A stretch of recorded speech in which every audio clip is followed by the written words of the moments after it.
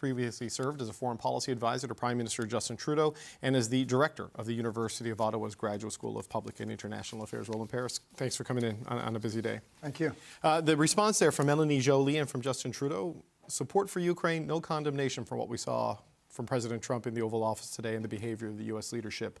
What do you make of that calibrated response? Yeah, I think it is calibrated. And, Canada and European countries have these dual imperatives. They have to try and manage their relationship with the United States. At the same time, they have a very strong interest in supporting Ukraine at this difficult moment. So I'm not too surprised that there wasn't more comment on the exchange and the incredible exchange in the Oval Office. It seems like it was only yesterday that Canadians were getting upset that the UK Prime Minister did not come to Canada's defense, and now Canada is taking a calibrated response. Is this all part of the same continuum? How do you view it?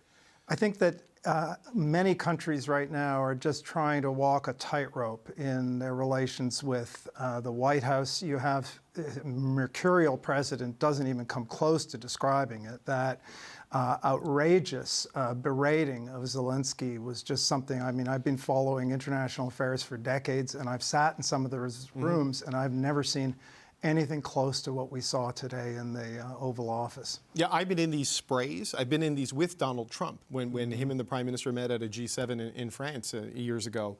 And I've never seen anything like this. And this seemed to be, J.D. Vance saying to Zelensky, you haven't said thank you once. It's almost like you weren't subservient and grateful enough was the motivation for this. That's exactly what I got out of it, too. It seemed like they kept on coming back to, how many times have you said thank you in this meeting? And to me, that was really an expression of a kind of outrage that J.D. Vance felt, and then Donald Trump joined in at Zelensky not being more compliant and subservient. Now, I expect that there will be questions in Ukraine about how Vladimir Zelensky handled himself in that meeting too.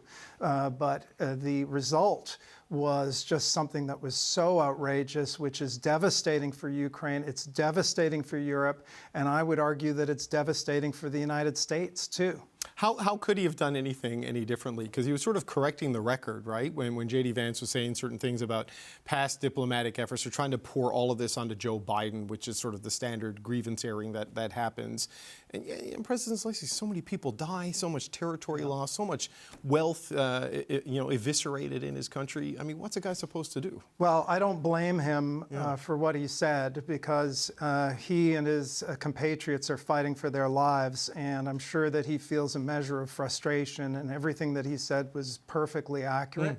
Others may be under a little bit less pressure, like the Prime Minister of Britain and the President of France were more flattering towards Mr. Trump. But listen, nothing justifies the treatment that he got from the President and Vice President. And unless there is pushback within the United States itself against where Trump is going, then we seem to be heading to a very dark place. How does Canada navigate this? I mean, we saw the rush to defend Ukraine, but as we said off the top, the calibrated response was not to antagonize the United States, because Tuesday is looming, tariffs are looming, and who knows what is next is looming. I mean, how do you even begin to approach this? Yeah, well, I mean, this is like an advanced class in diplomacy, and there might not be any easy answers. There are no easy answers. There might not be any correct answers. But, what are the imperatives for Canada? You have to come back to, if you're, a leader, to come back to what are the core objectives here. One of them is to manage relations with the United States, and doing that requires both avoiding unnecessarily provoking a very thin-skinned president while also being firm, because it's provocative to him when people are weak. And we have a core interest in the security and stability of our democratic partners in Europe at a moment when we have fewer and fewer friends in the world. That core interest hasn't changed, so we have an interest in supporting Europe as it faces the reality that the security of that continent will largely fall to them. I don't think Canada will run afoul of the Trump administration by continuing to support Ukraine. Even the possibility of sending troops, if the conditions are correct, if there's a American backstop, if there's a sufficient force, if there's a deal that can be reached, But you know, it's every country, every ally of the United States now has to struggle to find this balance, while the enemies of the United States are just dancing jigs. Look, I was talking to a senior Canadian government official today. They said the only person winning today and happy today is Russia. And right? he Because doesn't have to do anything. Yeah. You know, the old expression, if your enemy is defeating himself, then just get out of the way.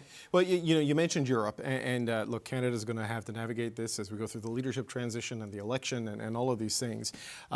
European leaders are often a little bit more blunt because of the ocean between the continents, I suspect. We did see from the EU High Representative for Foreign Affairs and Security today, Kaja Kallas, saying that today it's become clear that the free world needs a new leader. It's up to us Europeans to take this challenge. I mean, does Europe need to step into this? Can it step into this void if the U.S. is going to be an unreliable ally, as people are increasingly calling it? Well, you know, if the U.S. continues down this path, then I would fully expect the Europeans to ask themselves who their friends are. But already it's driving a conversation in Europe about the need to translate their very significant economic power into geopolitical influence and military power as well. And I think that's already underway. And, you know, having Europe survive this challenge, both having the European Union survive this challenge, which is putting an enormous test for the European Union, with the United States raising doubts about its security commitment to Europe, with the United States potentially targeting Europe as an economic adversary, with the United States seeming to be aligning with Russia, where Russia clearly has intentions to try and regain its dominance, at least in Eastern Europe. I mean, necessity is the mother of invention, and I think we might see Europe step up here. Just as a final point, I mean, so much of the security apparatus that was set up for the defense of Europe, a lot of that was done at the U.S.'s insistence, you know, with their leadership and, you know, the limit, you know, the nuclear programs, potential of other programs. I mean, do you think all of this is off the table? And do you think we might see countries like Germany try to get a nuclear deterrence, other countries in Europe trying to get that, if you can't count on the U.S. to deal with a country like Russia? It depends on what happens next. So a lot of what Trump has been doing is still largely talk. Now, his talk has given Vladimir Putin victories already, but he hasn't yet negotiated a deal with Putin over Ukraine. He's threatened tariffs, but he hasn't yet imposed tariffs. And he is still sending mixed messages, apparently saying, you know, troops will remain in Poland. But I think any responsible European leader at this point needs to be planning for the possibility of having the U.S. treat Europe as an unfriendly territory. Remarkable times. Roland Paris, always great to have you on. Thanks for being here today, sir. Thank you.